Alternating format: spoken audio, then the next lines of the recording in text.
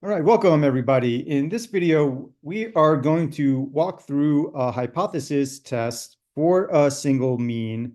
But in this case, we are going to calculate the p-value. We're going to set up the null distribution to approximate the p-value for our test statistic using a theoretical distribution, using the central limit theorem to approximate the null distribution, as opposed to a permutation test which we've done in the past. So in this case, the context here is going to be, let's suppose that we are a physician and we are working in a town in the United Kingdom. And the mean height of adults, males in the United Kingdom is claimed to be 68.5 inches with a standard deviation of 2.5 inches. And let's just put aside the fact that I'm describing heights in the United Kingdom in inches. I'm in the United States, so I'm going to use inches as my description of heights for people in the United Kingdom. And let's suppose a physician in the United Kingdom in a town, she suspects that adult males in the town, they seem to be taller on average when compared to the overall population of adult males in the United Kingdom. So she collects data from a random sample of 25 adult males in the town and calculates that the mean height of the sample of males in this town is 69.25 inches. So based on this sample, she wants to determine whether this is statistically significant in order to claim that the males in her town are indeed taller than average in the United Kingdom. So the first step in this process would be setting up the hypotheses for this test. So again, here the physician, she wants to test the claim that adult males in this town are taller than the national average for all adult males in the United Kingdom. And so for the hypotheses here, the null claim is the boring claim that there is no difference between the distribution of heights of adult males in this town compared to the heights of adult males in the United Kingdom. So we could state that using notation here. And so just to be careful, here the mu, the population mean mu, is denoting the mean heights of all males just in this town where this physician is working. And she is claiming that this population mean of adult males in this town, mu, is equal to 68.5, which is the national average height. And the alternative is what she's hoping to prove is the claim that adult males in this town are taller than average, so that the mean height of all adult males in this town, mu, is greater than 68.5 inches. So the test statistic here would be the average, the sample mean, which was the 69.25 inches that she computed from the sample of 25 males that she collected in the town. And so that's a difference of 0.75 inches taller than the national average. And so just based on that alone, it's hard to determine whether that 0.75 inch difference is enough to reject this claim in the null hypothesis and accept the claim, whether that's sufficient evidence to accept the claim in the alternative. Is that 0.75 inches? Is that difference within the margin of error? Can we attribute that just to the randomness in sampling? Or is that difference, beyond the margin of error? Is that beyond just what we could attribute to sampling difference? And is that a significant difference from the national average? And that's where looking at the big fuller picture, the distribution of sample statistics is going to come in handy. And where does our sample mean of 69.25 fall in line with the distribution of other sample statistics that we might expect? And that helps us determine whether or not our sample mean is within the realm of randomness from sampling or beyond that. And so that's where a null distribution is going to come in handy. And so a null distribution, recall, is the distribution of sample statistics that we would get under the assumption that the null hypothesis is true. And our null hypothesis is that there is no difference between the distribution of heights of adult males in this town compared to the distribution of heights of adult males, of all adult males in the United Kingdom. And so what we know about adult males in the United Kingdom is that their average height is 68.5 inches, and that the standard deviation of heights throughout the United Kingdom of all males is 2.5 inches. So we know what the population looks like. So we know what the population of the UK height distribution is, and we're assuming that it's no different in this town. So now we have an assumption about the distribution of heights of all adult males in this town. And we pick a sample, a random sample of size 25 from this population of heights in this town. And we can use the central limit theorem to describe the distribution of sample means that we would get. Although our sample size 25 is a little bit less than 30, it's reasonable to suppose that the distribution of heights would be normally distributed. We've seen this before. And since we're picking from a population which is normal, which is symmetric, we can apply the central limit theorem to describe the distribution of sample means. So in 3C, where we're trying to come up with a description for the null distribution, rather than use a permutation distribution, instead, we can use a central limit theorem to come up with a theoretical description of the null distribution. So if we assume HO is true, then we've got we assume that the mean height of all adult males in this town is 68.5 inches. We know that the standard deviation of heights of all males in this town is 2.5 inches. And we've got a sample size of 25 inches. So the central limit theorem tells us that the distribution of sample means is going to be normal.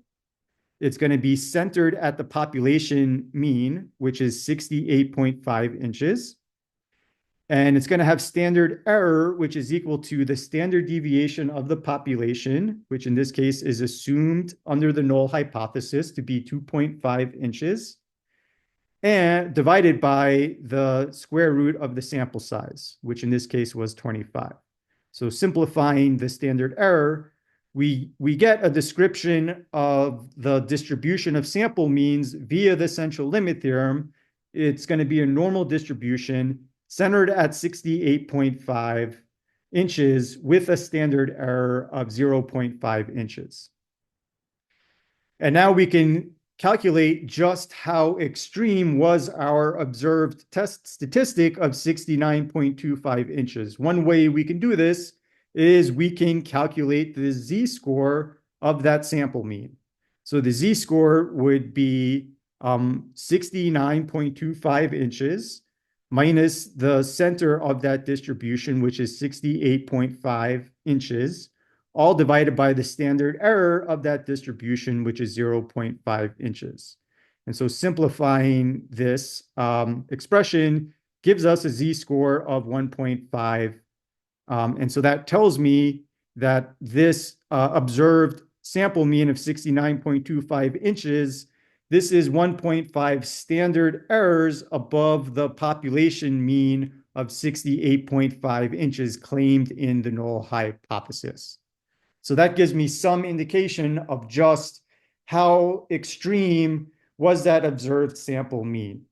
And now we can use this normal distribution that we have describing the distribution of sample statistics to go ahead and calculate the probability of picking a sample mean out. If we picked a random sample of 25 adult males in this town, what are the odds that we would get a sample mean as or more extreme than 69.25 inches? And that's what the p-value would tell us. And so in this case, the p-value would be what is the probability of picking a sample mean x bar, which is as or more extreme than 69.25 inches. And so we can calculate that down below using R. using the p-norm function in R. And so we could use the z-score that we calculated above using the standard normal distribution, which is what the first line is doing over here. I can use the non-standardized normal distribution as well to calculate this probability, which is what the second line of code is doing. And either way, we get the same output, which is 0.0668 if we round that off. So we get a p-value of 0.0668. And what is this telling me? The p-value is saying, okay, well, if we assume the null hypothesis is true, this is the probability of picking a sample as or more extreme than our observed sample. So stating that in terms of this test, if adult males in this town were average height, then there would be a 6.68% chance of getting a sample of 25 adult males in this town that had a mean of 69.25 inches or more. So this gives us some way of assessing just how unlikely our sample was and reassessing which of our two original claims, the null and the alternative, seem more likely to be true. Either the null hypothesis was originally true, or we picked a sample that had a 6.68% chance of occurring. And so that gives us a way of now kind of making a formal conclusion for the test. 3E is asking us to sketch a picture to illustrate the null distribution and the corresponding p-value. And so I'm going to sketch them, show you how you might sketch them by hand. You don't need to use technology to sketch them if you're a good artist. Though certainly it's nice to, we've got R, so it's nice to see how we can use technology to sketch them. But if I were just roughly sketching them by hand, I can use the non-standardized normal distribution. So this is the distribution of X bar that we got using the central limit theorem. It was centered at 68.5, had a standard error of 0.5, and we had a test statistic of a sample mean of 69.25 inches, and the p-value would be the area to the right of that value. This would correspond to the likelihood of picking a sample as or more extreme than that. Just note my area is not necessarily drawn to scale here, and that p-value, that area, corresponds to about 0.068, of that corresponds to the proportion of the total area underneath this normal distribution. We could also represent this using standard normal distribution using the z-score 1.5 that we calculated and represent the area to the right of the z-score 1.5, which would also have the same area, which would be 0.0668. If you're curious about how to plot this in R, down below I've got some code that plots this using the package ggplot2, and there's nothing to edit in this code. This kind of plots a right tail test. And you can see the normal distribution. This is the non-standardized test statistic, and this is plotting the area to the right of our observed sample mean of 69.25. And you can feel free to play around with that code and tweak things for other examples. But that's a more accurate picture than the ones I drew by hand above. Okay. And lastly, we would want to make a formal conclusion. And so typically, you definitely should not choose your significance level at this point. Your significance level is something that you decide initially from the onset of the problem. But just to kind of see how you might make a formal conclusion, let's see how we might make a conclusion based on different significance levels. So if we had chosen, say, a 5% significance level, at a 5% significance level, we had a p-value of 0.0668, which is larger than a 5% significance level. So when our p-value is larger than the significance level, the test is not statistically significant. And when the test is not statistically significant, that's when it is inconclusive. So we don't accept the null hypothesis. We just fail to reject the null hypothesis. So when our test is not statistically significant, we do not reject the null hypothesis, and we cannot conclude either way whether or not adult males in this town are taller than the national average or not. We just have an inconclusive test result. But notice here in the end, I do want to give a more down-to-earth explanation of what happens rather than just say something a little bit more technical and mathy. Saying we do not reject the null hypothesis wouldn't really resonate too much with somebody who doesn't know too much about statistics. So we would want to just maybe state this in more plain language, just saying that we couldn't conclude whether or not adult males in this town are taller than the national average if we had a significance level of 5%. If instead, initially from the onset, we had chosen a significance level of alpha equals 10%, setting alpha equal to 0.1, then in that case, our p-value would have been less than or equal to alpha, and thus the test would have been statistically significant. And when our test is statistically significant, this is when we can reject the null hypothesis, and we do have evidence to accept the alternative hypothesis. And again, all of this is very technical language that someone who is not a statistician probably would not really understand too well. And so we want to make sure that in the end, we're explaining this in really practical terms for a general audience. And so in more plain language, we would be able to conclude that adult males in this town are taller than the national average in the United Kingdom. Okay, so that is a conclusion. Just to kind of summarize things, when we're doing a hypothesis test for a single mean, and we happen to know the population variance, or in other words, we happen to know the standard deviation of the population from which we're sampling from, then we can model the null distribution using the central limit theorem for a single mean, which we've seen before, and we can calculate a standardized test statistic, which is just the z-score for the sample mean.